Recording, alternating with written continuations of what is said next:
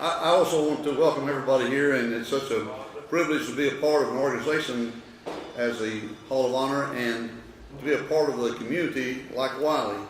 My wife and I have been here since 1974, and we almost feel like old hands at being in Wylie. We had many opportunities to leave, and we just found this is a special place. And those of you who are coming back, I don't have to tell you that you never have a place like home, and especially if Wylie is at home. And I just want to thank everybody for being here and tell you a little bit about the Hall of Honor. This started about '98. Mark Ball, it was his idea. He actually formed a committee, and that committee grew into what we now have, and people were inducted, and we have a monument out in the stadium that has the names of all the inductees on it.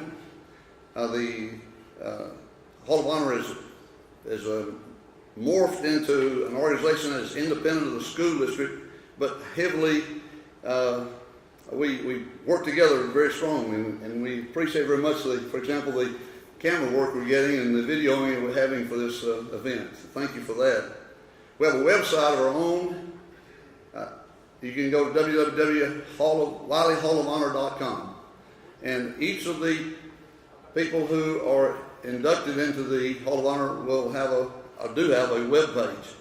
The 3 inducted today, theirs will be up and operating sometime this next week, and so we invite you to look at that. There's a lot of the history of our school district, history of our sports, and of course you get a lot of history by reading the bios of the individual inductees. The Hall of Honor exists to elevate the principles associated with sports. Sports do an awful lot of good. Our school district has been terrific in supporting our sports programs. And while we're a very strong academic school, we also have a very, very strong leadership in our sports areas. And we are so grateful for Joe Lepsis and Bill Howard and the work they do on the individual campuses. Of course, Kyle Craig is one of my own. I count him as one of my kids. And the leadership that they provide is just outstanding. We hope that the people that are inducted into the Hall of Honor represent the very best ideals of our whole community. We hope that you'll recognize that in them. As they're described, as they have an opportunity to be presented today, you'll see what kind of people they are. We hope that they then stand as monuments, as examples for the kids that are growing up and are in our system now. We hope that the youngsters will aspire to be like them, and someday some of them will be inducted as well. So we welcome you. We thank you for being here. I hope you enjoy your meal. We'll have the presentations after the meal. Thank you.